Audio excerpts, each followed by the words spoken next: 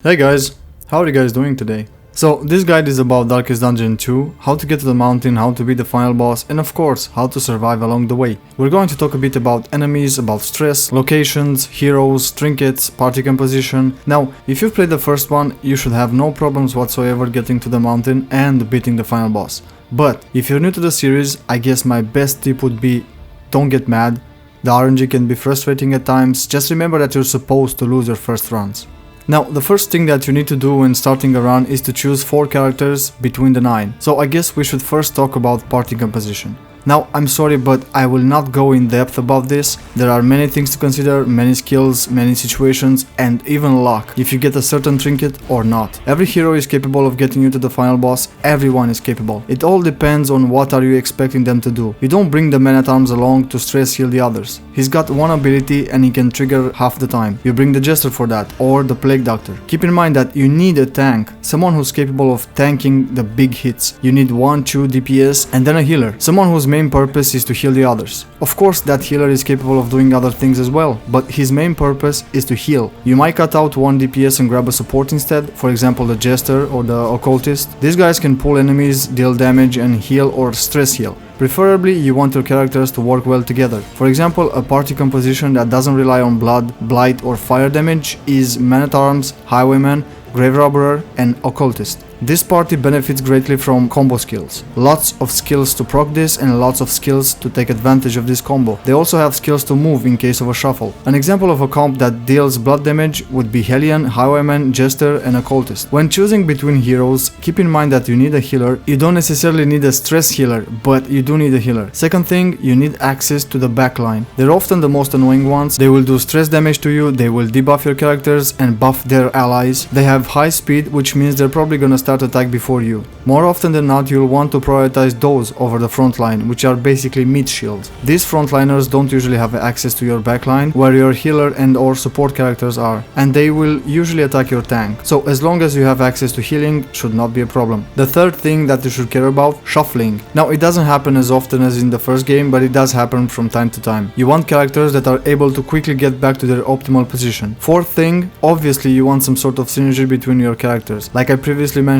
combo skills, characters that supplement each other, that work well together. Other things that you might want to consider, stress healing skills, getting rid of graves. Some enemies will use the graves to restore health, and also trinkets. After picking your 4 heroes, you'll have access to a chest. The free stuff inside depends on your level, so again, you're meant to lose your first few runs. Everything will get easier after that. Once you get to the inn, it's time to choose a route. Compare the reward with the condition and the goal. See if it's worth it. Keeping the flame above 40 might not always be possible. Maybe you have lots of coin, then avoiding the hoarder might not be wise. Check top left, the inn sometimes has a bonus as well. See if that fits your desired route. Say you pick the Tangle as your route. Now, in every region there are road battles. These road battles can somewhat be avoided. There's a factor that influences these at the moment, the path. If it's green, you're less likely to get into a road battle. If it's blue, you're more likely to have these appear. Road battles are usually easy battles, and you'll have to fight sometimes gaunt enemies which are resistant to blight, or pillagers which are resistant to bleed, or a combination of the zone's specific monsters with these 2 I just mentioned. However, sometimes you might run into 2 ghouls, and taking these 2 down is no easy task. They kind of have everything you hate: stress damage, dodge, stun, access to your backline, high HP. In the Tangle region, you'll be fighting mostly against cadavers, which have most of the time even resistances, but sometimes bleed is higher. The roster is composed of foot soldiers. They don't do anything special. Arbalists, these guys have the ability to attack your backline, your healer and or support. Drummers, usually high speed, very low DPS. They are usually buffing or debuffing. They can also enable some more powerful skills for others. Knights, high DPS, high resistances, low speed and poor accuracy. But when it connects, luckily he usually attacks your frontline. And then we have the Bishop, usually goes for your backline, but nothing crazy. I will talk about region specific bosses a bit later on.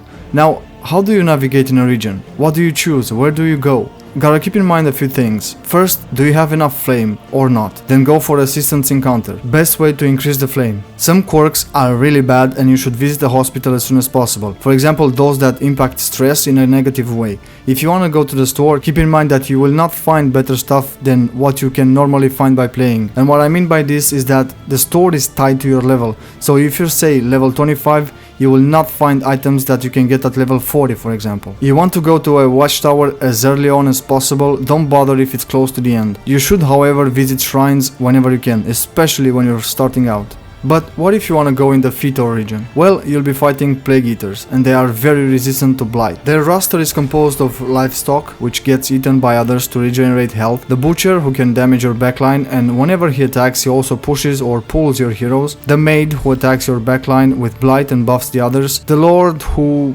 well, he's just a big guy, he slaps left and right and sends your heroes to the back. Then we have the Dinner Cart, which can regen HP, and lastly the Lady. She seems to always double attack, and talking about double attack, if you have 2 riposte skills activated, only one will trigger. For example, my Men-at-Arms and Highwayman both had riposte activated and they both got attacked, only the Highwayman reacted. The last thing though, they all have a high chance of giving you some stupid diseases, and careful, diseases do stack. Your third option would be the Sprawl, home of the Fanatics. So what's the Fanatics roster composed of? Well, they have the Shaman, this guy is all about buffing and debuffing the others and restoring health. Then the Whipper, he can push one of your characters, he can attack everyone at once. Now the damage is not that important, the burn effect is, so make sure you got some fire resistance if you wanna come in this region.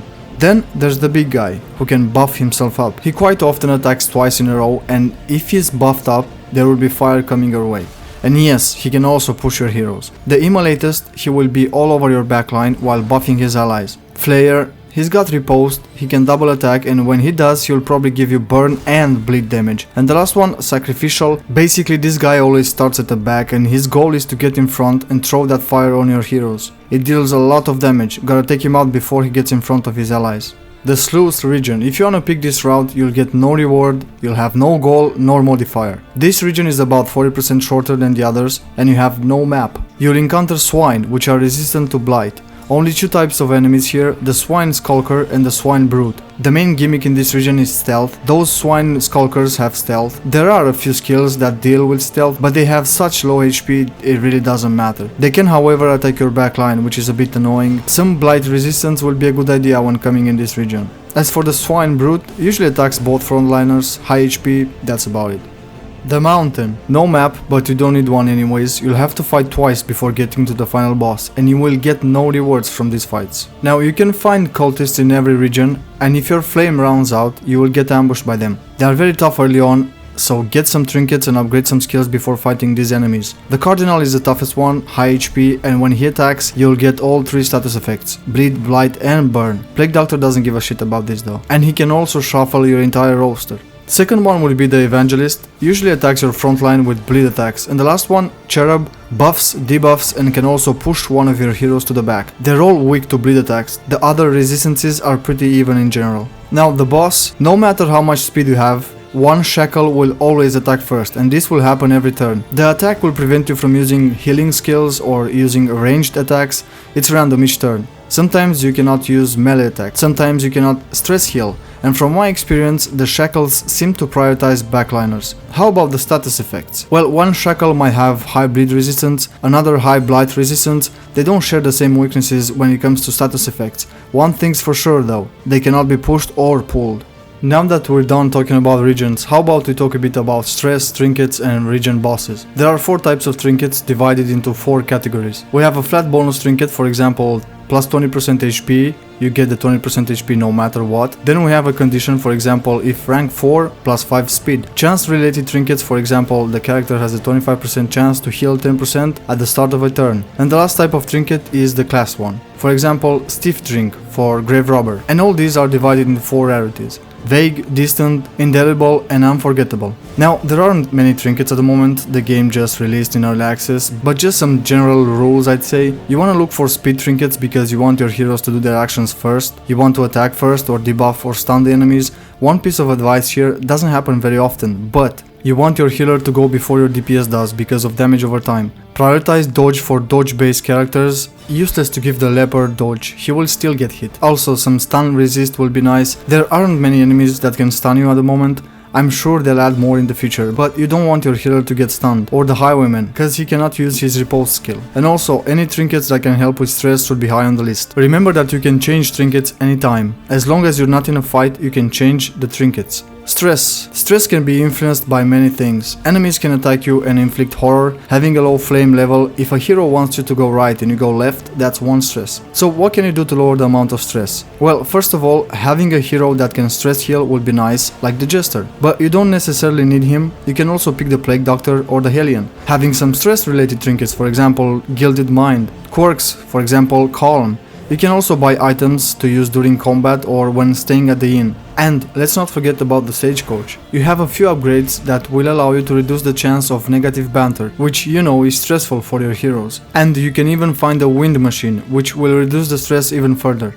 Alright, so each region has a boss. In the Tangle region you'll find the Dreaming General. He will root each hero one by one. While rooted, they cannot do anything. They'll have a skill called Whispering Darkness, which has a 75% chance of gaining 1 stress for the whole squad. Once every hero is rooted, the general will attack everyone at once, dealing heavy damage to all. So, get some combat healing items, cause if your healer gets rooted, he cannot heal. Also, your heroes will likely have a meltdown, so maybe get some stress items as well. Now, his resistances are quite low, but his HP is around 200. You will be able to deal fire, bleed and blight damage to him, and when you kill him, he will drop Footman's Grog. In the Foetor region, you'll find the Harvest Child boss, which has low bleed and fire resistance, and quite often double attacks your heroes in quick succession. They might get a Blight dot if the resistance is too low. He is not alone though. 2 other enemies called Putrid Meat and Fetid Meat will add hunger to your heroes. While under that effect, your heroes will move to the right until they get first. Then, they will have to taste the meat, which makes them lose 15% max HP. So you got 2 choices. Get rid of the Putrid Meat and Fetid Meat so you don't have to worry about the hunger effect, or just rush down the boss. When he dies, the meat disappears. You don't really need any items, maybe just some blight resistance. He will drop Ghastly Gruel. The Librarian is in the Sprawl region. He's surrounded by books, which he will burn to become more powerful.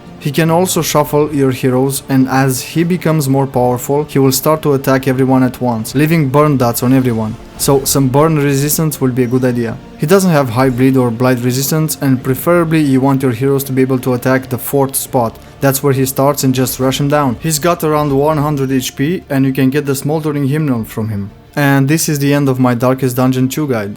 Thank you very much for watching and have a good one.